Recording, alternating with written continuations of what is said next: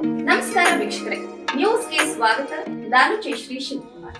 ನಾನು ಇವತ್ತು ನಿಮಗೆ ಹೇಳಬಹುದು ಕರ್ನಾಟಕದ ಬೆಂಗಳೂರು ಗ್ರಾಮಾಂತರ ಜಿಲ್ಲೆಯಲ್ಲಿರುವ ದೊಡ್ಡಬಳ್ಳಾಪುರದ ಒಂದು ಪುಟ್ಟ ದೇವಸ್ಥಾನದ ಬಗ್ಗೆ. ಈ ತಾಯಿಯ ಮಹಿಮೆ ಅಪಾರವಾಗಿತ್ತು. ಇಲ್ಲಿಗೆ ಬರುವಂತಹ ಭಕ್ತರ ಇಷ್ಟಾರ್ಥಗಳನ್ನ ದರ್ಶನ ಮಾತ್ರದಿಂದಲೇ ಈಡೇರಿಸುವ ಮಹಿಮೆ ಈ ತಾಯಿಯದ್ದು. ಈ ತಾಯಿಯ ಮಹಿಮೆ ಎಂತದ್ದು, ಆಕೆಯ ಪವಾಡಗಳು ಏನೇನು, ಇದೆಲ್ಲದರ ಬಗ್ಗೆ ತಿಳಿಯೋಣ. ಕರ್ನಾಟಕವೆಂದರೆ ಪುರಾತನ ದೇವಸ್ಥಾನಗಳ ಗುಚ್ಛ.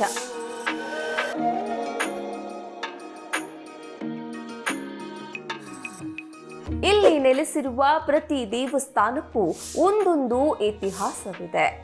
ಇಲ್ಲಿ ನೆಲೆಸಿರುವ ದೇವರುಗಳಿಗೆ ಅದರದ್ದೇ ಆದ ಮಹಿಮೆಗಳಿವೆ.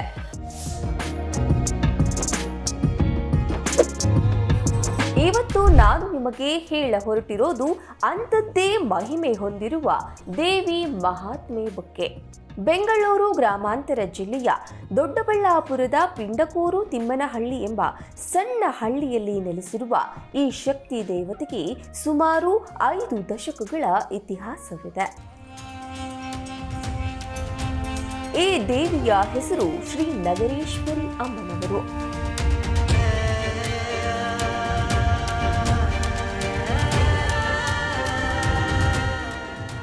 ತನ್ನ ಭಕ್ತರನ್ನ ಸದಾ ಕಾಪಾಡುವ ದೈವವೆಂದು ಬಗೆದು ಆಕೆಯನ್ನ ಶ್ರದ್ಧಾ ಭಕ್ತಿಯಿಂದ ಇಲ್ಲಿನ ಜನರು ಆರಾಧಿಸುತ್ತಾರೆ.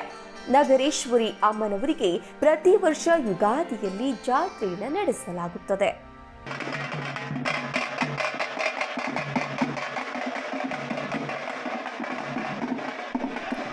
ಪ್ರತಿ ವರ್ಷವೂ ಹೆಣ್ಣು ಮಕ್ಕಳು ತಂಬಿಟ್ಟು ಆರತಿ ಮಾಡುವ ಮೂಲಕ ಜಾತ್ರೆಯನ್ನ ವಿಜೃಂಭಣೆಯಿಂದ ಆಚರಿಸಲಾಗುತ್ತದೆ.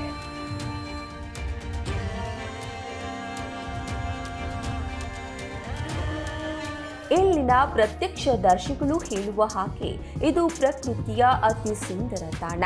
ಸುತ್ತಮುತ್ತ ಎತ್ತ ನೋಡಿದರೂ ಹಸಿರೇ ಹಸಿರು. ದೊಡ್ಡ ಮರದ ಕೆಳಗೆ ದೇವಿಯ ಪುಟ್ಟ ದೇವಸ್ಥಾನ.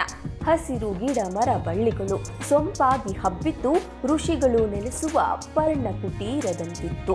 ಅದರೊಳಗೊಂದು ನಾಗದೇವತೆಯ ದೊಡ್ಡ ಮಣ್ಣಿನ ಹುತ್ತವಿತ್ತು, ಈಗಲೂ ಇದೆ. ಕಲ್ಲಿನಲ್ಲಿ ಕೆತ್ತಲ್ಪಟ್ಟ ನಗರೇಶ್ವರಿ ದೇವಿಯ ಸುಂದರ ಚಿತ್ತಾರ ಸಾಲಾಗಿ ಆಕೆಯ ಪರಿವಾರ ದೈವಗಳ ಉಪಸ್ಥಿತಿಯೂ ಇದ್ದಿತ್ತು. ಈಗಲೂ ಸಹ ದೇವಿಯ ದೇವಸ್ಥಾನ ಹಾಗೆ ಇರೋದು ವಿಶೇಷ.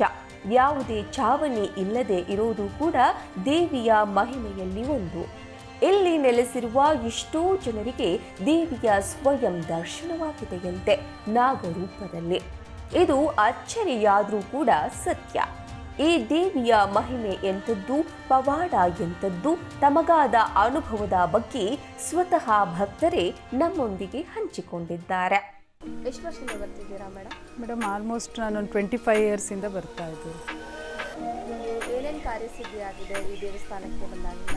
ಅಂದರೆ ಇದು ಕುಲದೇವತೆ ಅಂತ ಮಾಡ್ತಿದ್ದಾರೆ ಮೇಡಮ್. ಒಂದು 80-85 ಇಯರ್ಸಿಂದ ಮಾಡ್ತಿದ್ದಾರೆ ನಮ್ಮ ಅತ್ತೆ ಮಾವ ಎಲ್ಲನೂ.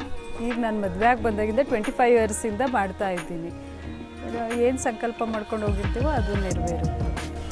ಇತ್ತೀಚೆಗೆ ನಿಮ್ಗೆ ಆದಂಥ ಕಾರ್ಯಸಿದ್ಧಿ ಬಗ್ಗೆ ಹೇಳ್ಕೊಬೋದಾ, ಅಂದರೆ ಹಂಚ್ಕೋಬೋದಾ? ಅಂದರೆ ನಾನು ಯೂಶ್ವಲಿ ಎಲ್ಲರಿಗೂ ವೆಲ್ತು ಅದ್ರ ಬಗ್ಗೆ ಕೇಳ್ಕೊಂಡು ಹೋಗ್ತಾ ಅದೇ ಜಾಸ್ತಿ ಕೇಳ್ಕೊಳ್ಳೋದು.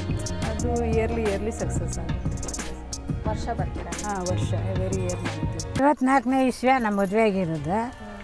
ಮದುವೆಗಿಂದನೂ ಪೂಜೆ ಮಾಡ್ಕೊಂಡು ಹೋಗ್ತೀನಿ ಬಂದು. ಯಾವಾಗ ಒಂದಿನ ಏನು ಮಾಡಿದ್ದು, ಈ ನಗರಮ್ಮನ ಮಾಡಿದ್ರೆ ಮುನೇಶ್ವರನ ಮಾಡೋಕ್ಕೆ ಹೋಗಿದ್ವಿ. ಮುನೇಶ್ವರನ ಮಾಡೋಕ್ಕೆ ಹೋಗಿದ್ಕೆ ಅವುಗಳು ಇತ್ಲಿಂದ ಒಂದು ಹತ್ಲಿಂದ ಒಂದು ಬಂದ್ಬಿಡ್ತು ಮಧ್ಯಕ್ಕೆ.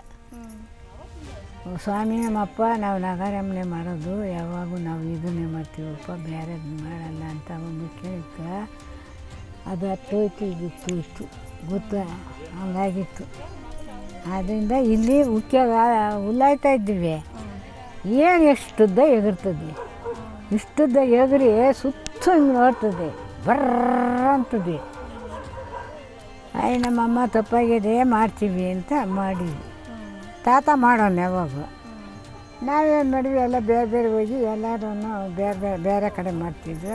ನಾನು ಮಾಡೋಣ ಅಂತ ಮಾಡೋಕ್ಕೆ ಹೋಗಿತ್ತು, ಹಂಗಾಯ್ತು. ನಾವು ಎಲೆ ಮೇಲೆ ಎಲೆ ಬೀಳಲಿ ಏನು ಬೀಳಲಿ ವರ್ಷಕ್ಕೊಂದು ಸತಿ ಬಂದು ಪೂಜೆ ಮಾಡಿ ಹೇಳುತ್ತೆ. ನಾವು ಇಲ್ಲಿ ಲೇಔಟಿಗೆ ಬಂದು 3 ಇಯರ್ಸ್ ಆಯಿತು. ನಾವು ಅವಾಗಲಿಂದಾನೇ ಬರ್ತಾಯಿದ್ದೀವಿ. ಬಟ್ ನಾನು ಫಸ್ಟ್ ನಂಬಿರಲಿಲ್ಲ. ನನ್ನ ಒಂದು ಎಕ್ಸ್ಪೀರಿಯೆನ್ಸಲ್ಲಿ ನಾವು ಅಂದ್ಕೊಂಡಿದ್ದಾಗಿದೆ. ಹಾಗಾಗಿ ಅದನ್ನು ನಂಬ್ತೀವಿ. ಮತ್ತು ಮಂಗಳವಾರ ಶುಕ್ರವಾರ ಬರ್ತೀವಿ, ಪೂಜೆ ಮಾಡ್ಕೊಂಡು ಹೋಗ್ತೀವಿ. ಅಂದ್ಕೊಂಡಿದ್ದಾಗತ್ತೆ. ಎಲ್ಲರೂ ದೇವಿಯ ದರ್ಶನ ಪಡೆದು ಪುನೀತರಾಗೋಣ. ಈ ವಿಡಿಯೋ ನಿಮಗೆ ಇಷ್ಟ ಆಗಿದ್ದರೆ ಲೈಕ್ ಮಾಡಿ, ಶೇರ್ ಮಾಡಿ, ಹಾಗೆಯೇ ಸಬ್ಸ್ಕ್ರೈಬ್ ಮಾಡಿ. ಈ ವಿಡಿಯೋ ನೋಡಿದ್ದಕ್ಕೆ ಎಲ್ಲರಿಗೂ ಧನ್ಯವಾದಗಳು.